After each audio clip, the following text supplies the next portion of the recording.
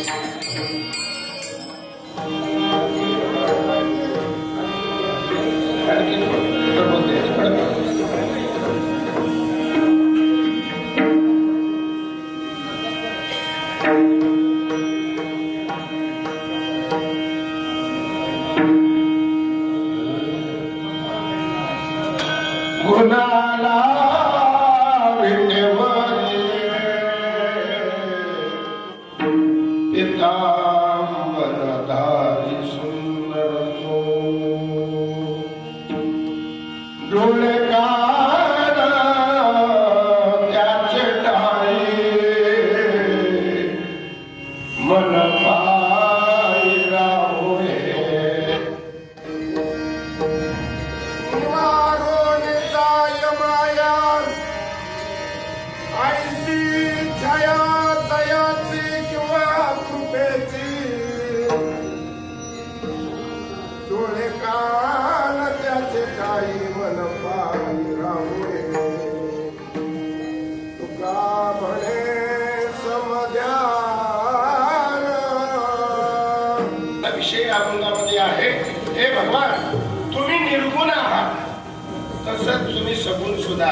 होय भक्ती केला तैसा पूर्वी धरावे ते इच्छा. म्हणून पूर्वी धरलेली अनेक संकटातून भक्ती नावाची परिपूर्णतेकडे नेणारे जगद्गुरु तुकाराम महाराज अनेक काळामध्ये अनेक संत महात्म्याने वेगवेगळ्या साधना केल्या. पण जगद्गुरु तुकाराम महाराजांनी इतकी मोठी साधना केली की ती साधना आज आमच्यासारख्या सामान्य जीवांना सुद्धा आज उपयोगी पडणारी जर कोणती असेल तर ती भक्ती साधना आहे. 4 मार्ग आहेत परमात्म्याला प्राप्त करण्याचे. पहिला योग मार्ग आहे, दुसरा ज्ञान मार्ग आहे, तिसरा कर्म मार्ग आहे आणि चौथा भक्ती मार्ग आहे. भक्ती मार्ग बहु सोपा या न्यायाने चिंतन करत असताना आज अखंड हरिनाम सत्याच्या वयवर्ष 26 वर्षाच्या मला आठवण आहे 26 वर्ष झाला. पण या रौप्य महोत्सवी वर्ष गेल्या वर्षी दादा ते सादर व्हायला पाहिजे होतं, पण आजही दुर्वाटी काय फरक पडतो. भगवान परमात्म्याच्या कृपा आशीर्वादाने प्रात्यस्मरणीय वैकुंठवासी बसवेश्वरराव पाटील आणि श्री हरिभक्ती नारायण विठ्ठलराव गोंधळपूरजी यांना पहिल्या प्रथम आपण सर्वजणांनी अंतःकरणातून प्रेम भावाने या मंदिरामध्ये भावपूर्ण श्रद्धांजली अर्पण करतो. एका काळामध्ये खूप मोठं काळ या भागामध्ये जिथं डुकरं राहायची, जिथं गाढवं राहायची, माणसाचा वावर नव्हता, अशा ठिकाणी एक सुबक अशा प्रकारची आकृती भगवान शंकराच्या मंदिराची जीर्णोद्धार करून या ठिकाणी आपल्या सर्वांना समर्पित केलं. म्हणून या मोठ्या महात्म्यांच्या भगवान परमात्म्याकडे, शिव परमात्म्याकडे आज या प्रसंगातून मी अभिवादन करतोय, मी प्रार्थना करतोय. भगवान आमच्या या भक्त मंडळींना दुर्दैवाने मरण हे कुणाला चुकत नाही आणि चुकलेलं नाही आणि चुकणार सुद्धा नाही.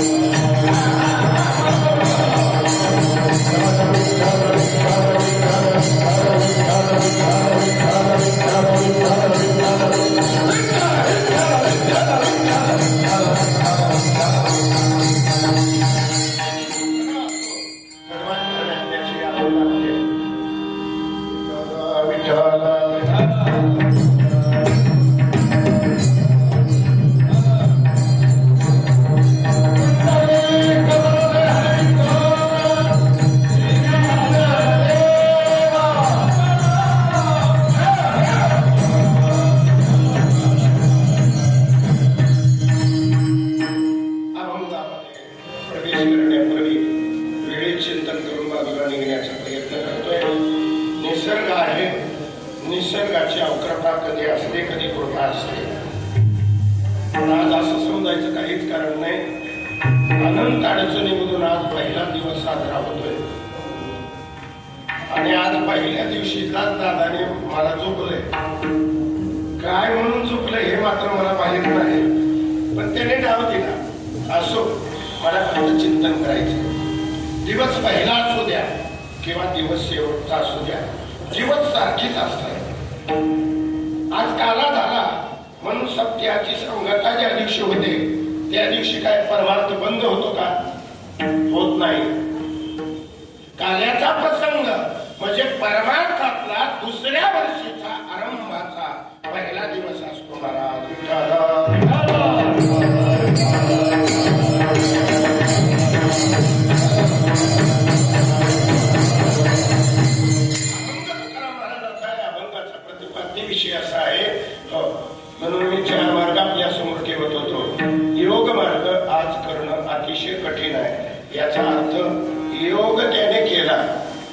परंतु त्याने सुद्धा ज्ञानोबा काय बोलतात, योगियाच्या वाटा निघाले गा सुभटा या मुलीमध्ये त्याचं चिंतन देत असताना पा ते असं सांगतात की आता योग करणं शक्य नाही. ज्याने केला त्यांचंच वचन आहे. आता तुम्ही वेळ दौडू नका. मला तुम्हाला प्रश्न विचारायचा आहे पाटील, आता कुंडलिनी जागृती होणे शक्य आहे का? आमच्या गावाकडे 4-2-3 लोक आली होती म्हणजे कुंडलिनी मार्ग मार्गस्थ करण्याचा एक कार्यक्रम आहे. त्या निमित्ताने तुम्ही उद्घाटनाला या. मी म्हणलं माझं आयुष्य संपले, आता कुंडलिनी जागी होणं अतिशय कठीण आहे. आता आहे ती बंद पडायची वेळ आहे. मी काय बोलतो, 96 वर्ष योग अभ्यास केल्यानंतर ती कुंडलिनी जागृत होते असं पातंजली योगशास्त्र आहे. तो माझा विषय नाही. समोर आपल्या ठेवलेल्या आपण जी भक्ती करतोय ते भगवान परमात्मा शिवाची भक्ती करतोय. शिव परमात्मा म्हणजे विठ्ठल परमात्मा आणि विठ्ठल परमात्मा म्हणजे शिव परमात्मा. समचरण सरोजम सांद्र नीलांबुदाभम जगदहित पाणी मंडनम मंडनानाम तरुण तुलसी माला कंजम कंजधरम यंत्रम सदैधवदासम विठ्ठलम चिंतया. परब्रह्मलिंग परेच्याही पलीकडलं निर्गुण ब्रह्म दर्शनाला आल्यानंतर पांडुरंग परमात्म्याने डोक्यावर घेतलं आणि युग 28 झालं. त्याला डोक्यावरून खाली उतरलं नाही, त्याला डोक्यावर घेऊन बसलं. तर तुम्ही आम्ही का भांडण करतो? भांडण नाहीच आहे. तू काय म्हणे, भेदा भेद गेला वाद खंडून. भक्तीमध्ये एक स्वारस्य असं आहे, अनेक साधनाची वाढ होतात आणि ती साधनाची परिपूर्तता होत नाही आणि भगवान परमात्म्याच्या प्राप्तीचा अनुभव आपल्याला येत नाही. भक्ती मार्गामध्ये भक्ती त्याला म्हणा, परमात्म्याच्या नामचिंतनाला आपलं मन जोडल्यानंतर त्या मनाला जर विरह झाला तर मासा पाणी बाहेर काढल्यानंतर जसा तळमळ करतो तसं तैशे चित्त तळमळे. महाराज सांगतात असं माझं त्या नावापासून मी वेगळा गेलो. आणि एक आहे का, भगवंतापेक्षा भगवंताचं नाव गोड आहे आणि त्याच्यापेक्षा व्यापक आहे. गगनाभुनी वाण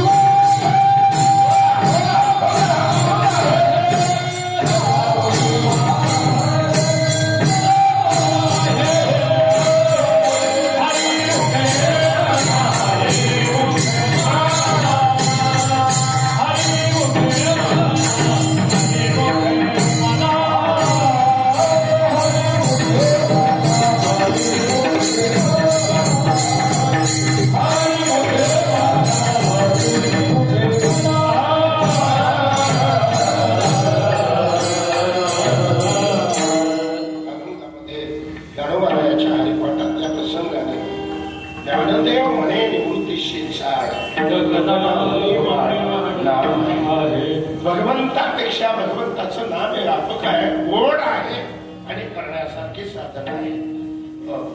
भगवान पांडुरंग विठ्ठल असे एकाच नावाला त्याचं चिंतन नाही. सगळे संत महात्म्यांचे हरिपाठ आहेत. तसा भगवान शंकराचा सुद्धा शिवपाठ आहे.